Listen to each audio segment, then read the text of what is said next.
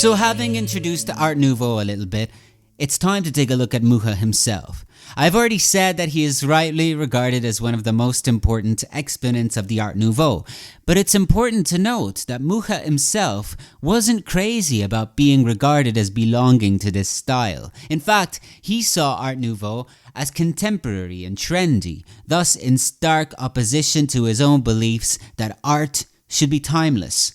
Mucha was born in 1890 in Bohemia, in what is known today as the Czech Republic, and he was born at a time when Bohemia's cultural identity was threatened by the Austro-Hungarian rule and the Germanization of Bohemia. It's worth mentioning this because his Slavic nationalism would play a great role in his artistic endeavours.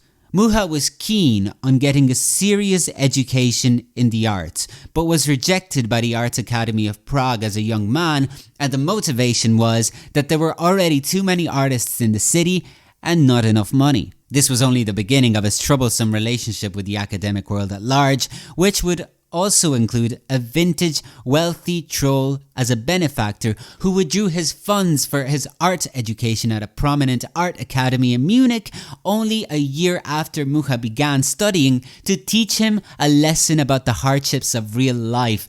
Ouch!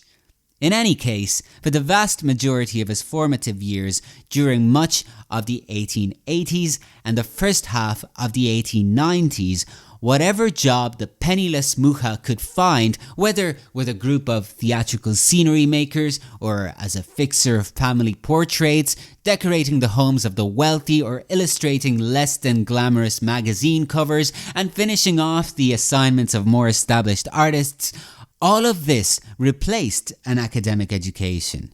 During this time, he perfected his craft and essentially found his style. The opportunity of a lifetime occurred at Christmas time in 1894. A prominent Parisian theatre company was seeking out an artist to complete a series of posters for Sarah Bernhardt's theatrical productions. Nobody was willing to give up their rest during the holiday period, and so they were left with no choice but to give Mucha a shot.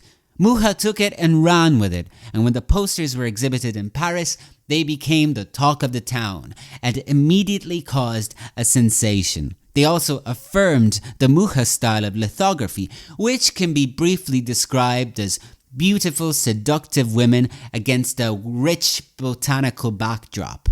The decor usually collaborates with the protagonist of these lithographs to create a concise and complete narrative. Meanwhile, the intricate patterns and flora of his works are a direct reference to his Czech origins, thus promoting that Czech identity and revealing his own Czech nationalism. After the Bernhardt posters, Mucha could not have been busier. He worked with champagne companies, with cigarette companies, with biscuit companies. He even created a memorable series to promote travel in Monte Carlo.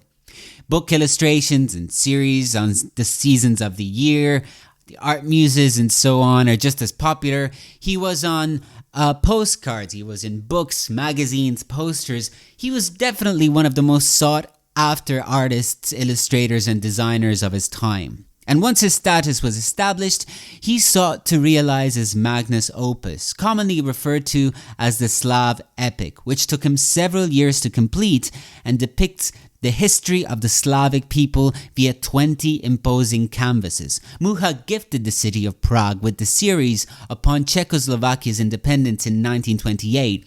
But about a decade later, the country was occupied by the Nazis. Mucha died in 1939, and shortly before his death, he was interrogated by the Gestapo. It should be mentioned that even while he was essentially creating artworks for brands, he lent his skills and abilities to more notable social causes. A few of his works, for example, champion women's education. In fact, the seductive women of his posters, the central figures of the vast majority of his most celebrated works, seem absolutely contemporary because they depict empowered women in charge of their sexuality, which is an absolutely modern representation of femininity at large. Some of his practices too were quite modern. For example, he painted and drew his works from photographs rather than live modeling. Some of these photographs are actually displayed in Prague's Central Gallery and reveal him as quite a skilled photographer. At the time, however, this technique was heavily criticized by traditionalists and purists who looked at Mucha's aid from instruments of mechanical reproduction as cheating, and even claimed that because of that, he was not a true artist. Today, his works are rightly celebrated worldwide and continue to influence designs and graphics greatly. Just last night, as I reflected upon one of the women of his Seasons series, it occurred to me that it greatly reminded me of Lauren Bacall's famous look of empowered and sexually charged femininity of classic American cinema femme fatales. A further evidence, I suppose, that all art is connected.